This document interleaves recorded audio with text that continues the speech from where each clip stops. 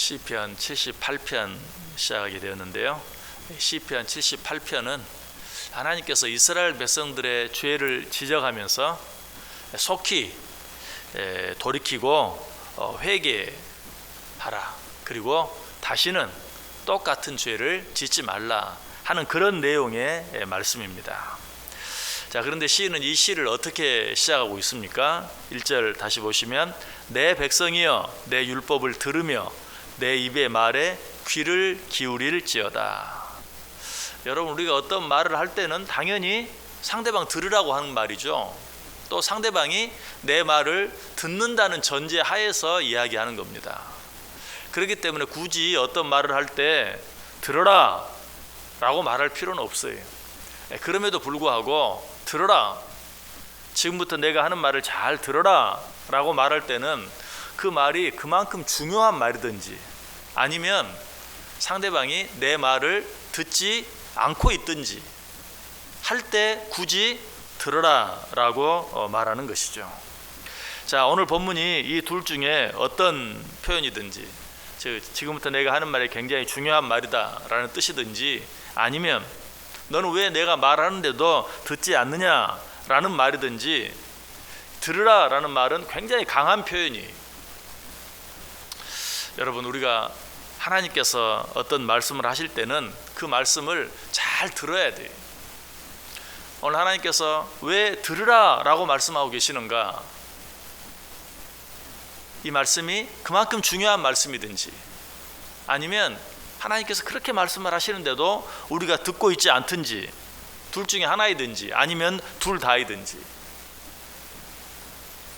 더더욱 하나님께서 오늘 말씀하시는데 어때요? 들으라 라는 말을 한 번만 말씀하지 않죠. 이 짧은 한 절에 들으라, 또 기울일지어다, 지금부터 내가 하는 말을 놓치지 말고 잘 들어라 라고 말하고 있어요. 여러분, 신앙생활 하는 데 있어서 가장 중요한 것 한 가지가 있다면 듣는 것입니다. 하나님의 말씀을 듣는 것. 듣지 아니하면 아무것도 되지 않아요. 우리가 신앙생활 잘하는데 여러 가지 요소가 있겠지만 가장 중요하고 가장 기본이 되고 가장 근본이 되는 것이 있다면 하나님의 말씀을 듣는 것이, 하나님의 말씀을 듣는 것 자체가 우리에게 큰 복이 돼요. 마태복음 13장 15절 16절, 이 백성들의 마음이 완악하여져서 그 귀는 듣기에 둔하고 눈은 감았으니 이는 눈으로 보고 귀로 듣고 마음으로 깨달아 돌이켜 내가 고침을 받을까 두려워함이라 하였느니라. 그러나 너희 눈은 봄으로 너희 귀는 들음으로 복이 있도다 라고 말하고 있어요. 여러분, 좋은 하나님의 말씀이 아니라도 좋은 말을 많이 들으면 어떻습니까? 사람이 변해요. 음악도 그래요. 좋은 음악 아무리 들어도 부자가 되는 건 아니에요. 그러나 좋은 음악을 많이 들으면 마음이 편안해지고, 또 궁극적으로 그것이 우리 몸에 영향을 미쳐서 몸도 건강해질 수 있고, 그것 자체가 우리에게 유익이 되는 것이, 하물며 하나님의 말씀은 어떠하겠어요? 생명이 있는 하나님의 말씀, 그 말씀을 늘 듣는 삶을 사는 삶, 얼마나 복된 삶이 되겠어요. 그래서 성경은 말해요. 너희 귀는 들음으로 복이 있도다.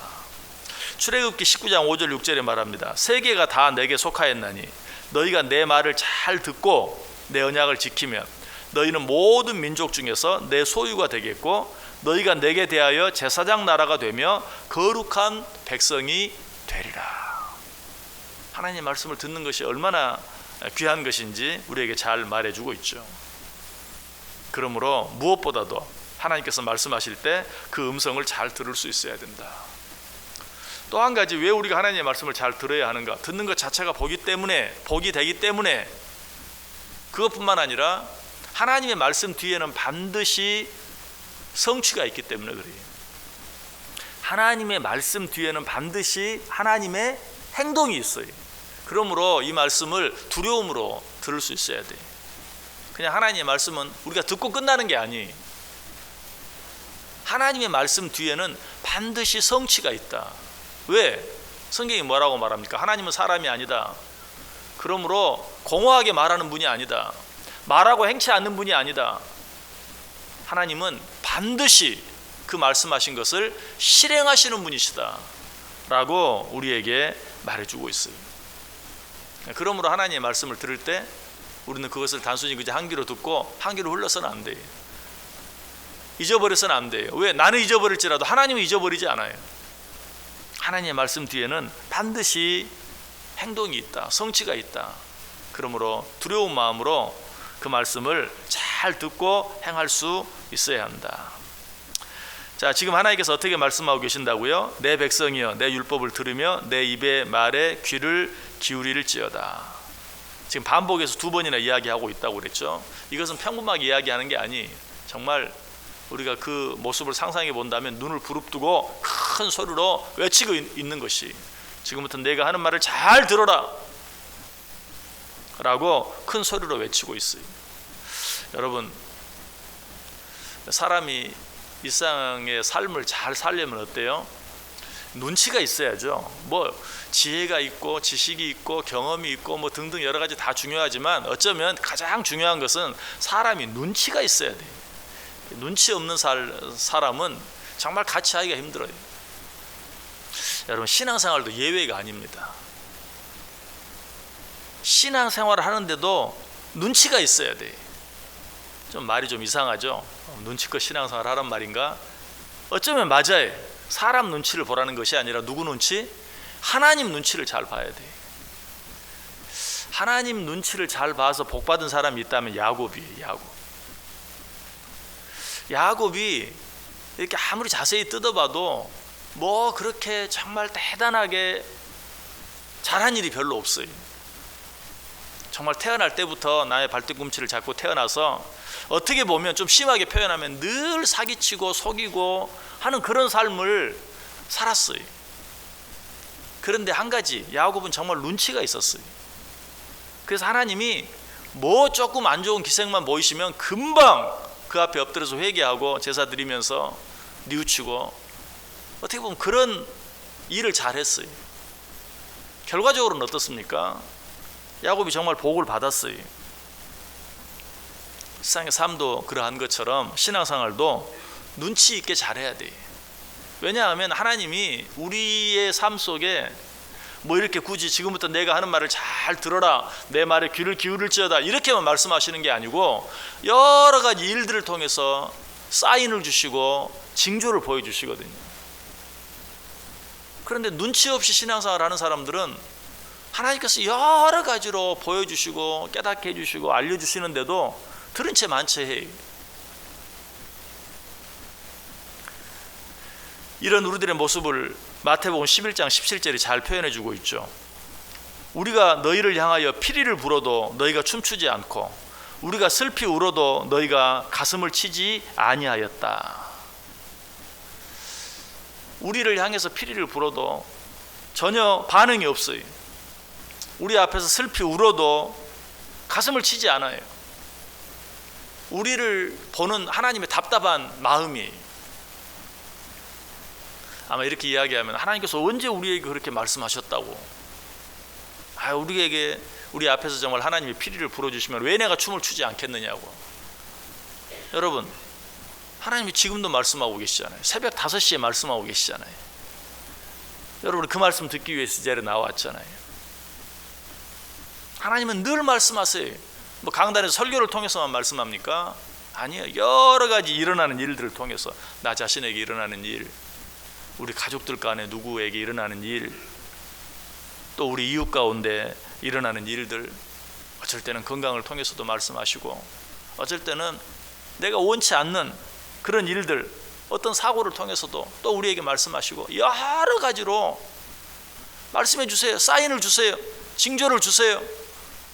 그런데 눈치 없이 결국 일이 터질 때까지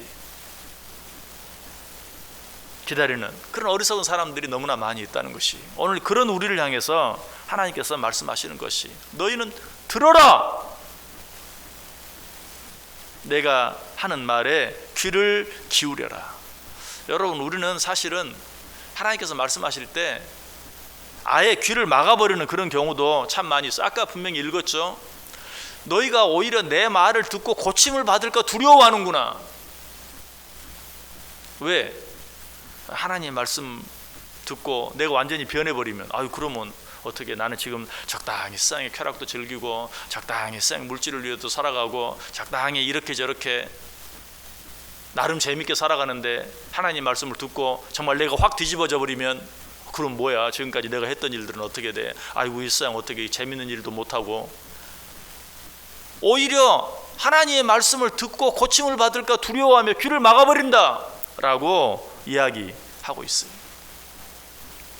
마치 어떤 사고를 예방하기 위해서 붙여놓은 그런 경보기들이 시도 때도 없이 자꾸 빽빽거리고 운다고 그냥 아예 빼버리는, 그러다가 결국은 어때요?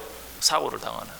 요즘 겨울철 돼서 많은 화재 사고들, 특별히 혼자 계시는 분들이 화재가 나서 이제 돌아가시는 그런 일들이 많이 있잖아요. 뉴스에서 뭐라고 말합니까?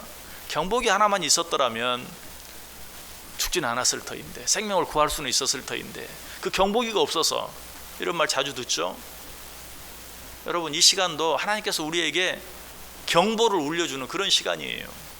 여러분, 이 시간 나올 때마다 정말 오늘 하루 하나님의 말씀 안에서 안전하게 살기 위해서 하나님의 말씀을 듣는 시간이라는 사실을 우리가 알아야 돼요. 그리고 그 말씀을 듣고 그 말씀대로 행하기 위해서 애쓰며 살아야 돼요.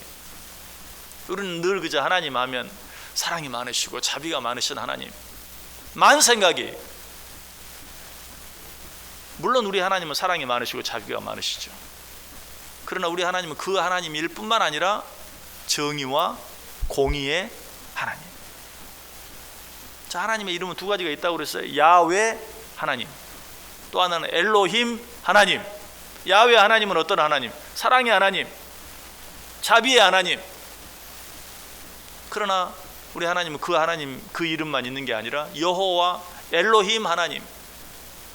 엘로힘 하나님은 어떤 하나님? 정의와 공의, 잘못된 것은 반드시 고치시는, 그냥 넘어가지 아니하시는 그런 하나님이시기도 하시다는 사실이. 그러므로 이 하나님을 믿는 자들은 하나님의 말씀에 두려움으로 귀를 기울일 수 있어야 돼. 현대 시대를 기독교 이후의 시대다. 이제 기독교가 지나가고 있는, 기독교가 지나가고 그 뒤 세대가 오는 기독교 이후의 세대다라고 말하고 있어요. 정말 이때야말로 우리는 하나님의 음성을 분명히 듣고 두려움으로 듣고 그 말씀대로 행동하는 삶을 살아야 된다. 성경은 마태복음 7장에서 지혜로운 사람과 어리석은 사람으로 나누죠. 누가 지혜로운 사람이다? 하나님의 말씀을 듣고 그 말씀대로 행하는 자가 지혜로운 자다. 누가 어리석은 자다? 하나님의 말씀을 듣고도 그 말씀대로 행하지 않는 자가 어리석은 자다. 결과는 어떠합니까? 하나님의 말씀을 듣고 그 말씀대로 행하는 지혜로운 자는 바람이 불고 창수가 나도 무너지지 않는다. 그러나 어리석은 자는, 하나님의 말씀을 듣고도 행하지 않는 자는 창수가 나면 모두 무너지고 만다. 여러분, 어떤 삶을 살기를 원하십니까? 지혜로운 자가 되기를 원하십니까? 어리석은 자가 되기를 원하십니까? 이 지혜로운 자와 어리석은 자에 대한 말씀도 우리가 자세히 보면 지혜로운 자에게 일어나는 일이나 어리석은 자에게 일어나는 일이나 똑같아요. 지혜로운 자에게도 바람이 불고 창수가 나요. 어리석은 자에게도 바람이 불고 창수가 나요. 그러나 뭐가 달라요? 지혜로운 자는 그것 때문에 절대로 망하지 않아요. 무너지지 않아요.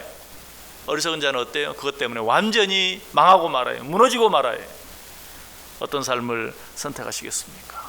오늘도 하나님은 저 여러분을 특별히 사랑하셔서 이 새벽에 말씀해 주세요. 그 하나님 말씀에 귀를 기울여야 돼요. 이 하루 하나님 말씀을 듣고 그 말씀대로 살기 위해서 애써야 돼요. 그런 자에게는 똑같은 일이 일어나도, 어떤 일이 일어나도 결코 그 일 때문에 무너지지 않으리라 라고 하나님께서 말씀하고 있어요.